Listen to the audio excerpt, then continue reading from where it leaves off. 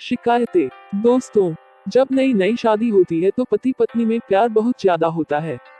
समय के साथ प्यार कम होते जाता है और फिर एक दौर ऐसा आता है जब वे एक दूसरे के साथ बातचीत भी नहीं करते। ऐसा बिना कारण नहीं होता।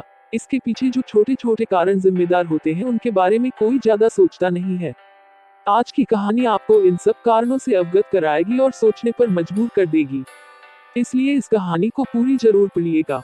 पति पत्नी काफी दिनों के बाद आज एक साथ बैठकर चाय पी रहे थे क्योंकि आज उनकी शादी की 25वीं सालगिरह थी। पहले की तरह वह अब साथ में समय बिताते नहीं थे। ज्यादा साथ में एक दूसरे के पास बैठते नहीं थे। पता नहीं किन कारणों से उन दोनों के बीच की दूरी बढ़ती ही जा रही थी। चाय पीते पीते पत्नी ने चुप्पी तोड़ते हुए कहा, मुझे आपसे बहुत कुछ कहना है, आपको बहुत कुछ बताना है, लेकिन अब हमारे पास एक दूसरे के लिए समय ही नहीं है। मैंने इस बारे में बहुत सोचा है और मैंने इस सिचुएशन से निपटने का एक उपाय निकाला है। अगर आप राजी हो तो बताती हूँ। पति ने सिर हिलाकर हामी भरी। पत्नी ने टेबल के ड्रॉअर से 2 डायरी निकाली और बोली, मैं ये 2 डायरी लेकर आई हूँ, एक आपके लिए और एक मेरे लिए। आज के बाद हम दोनों को एक दूसरे से जो भी शिकायत होगी वो हम अपनी अपनी डायरी में लिख कर रखेंगे। 1 साल बाद जब हमारी 26वीं एनिवर्सरी आएगी तब हम उसे खोलकर पढ़ेंगे। तब हमें एक दूसरों की उन चीजों या आदतों के बारे में पता चलेगा जो हमें नहीं पसंद है और हम उन्हें सुधार पाएंगे या कोई उपाय कर पाएंगे।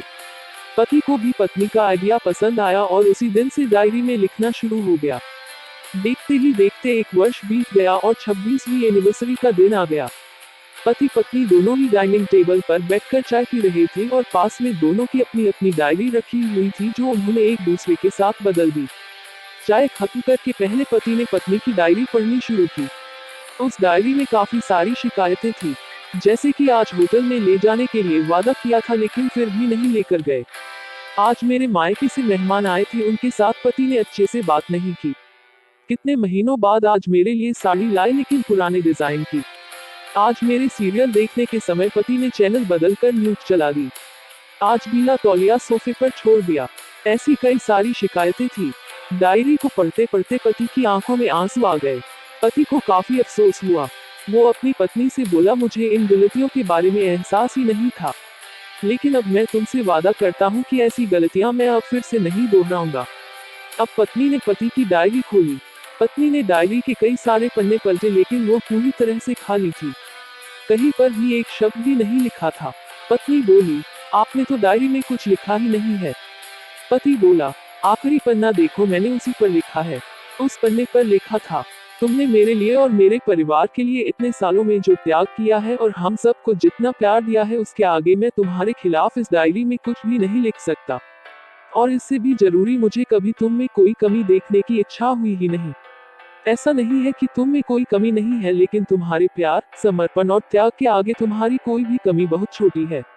मेरी अनगिनत गलतियों को नजरअंदाज करके तुमने इस कठिन जीवन में मेरे साए की तरह साथ दिया है और हमेशा मेरे साथ खड़ी रही। तुम ही बताओ, कोई भी अपने ही साए में दोष निकाले तो निकाले कैसे। अब पत्नी की आंखें नम थी। पत्नी ने पति के हाथ से अपनी शिकायतों की डायरी ले ली और उसे जला दिया। पति पत्नी का रिश्ता एक दूसरे पर विश्वास पर टिका होता है और उसी से वह मजबूत होता है। उम्र के एक दौर में पति पत्नी को एक बात अच्छे से समझ लेनी चाहिए कि एक दूसरे में गलतियां और कमियां निकालने के बजाय अगर यह याद रखा जाए कि उसके साथी ने उसके लिए कितना त्याग किया है तो इससे उनका रिश्ता और भी ज्यादा मजबूत ही होगा। दोस्तों, छोटी सी इस कहानी को लिखने के पीछे मेरा प्रयास है कि इन दिनों पति पत्नी में बढ़ते जा रही दूरियां कम हो सके और खासकर गलत फहमियों की वजह से या सिर्फ बात ना करने की वजह से बढ़ती जा रही दूरियों को आराम से शांति से बैठकर बात करके कम किया जा सकता है या खत्म भी किया जा सकता है।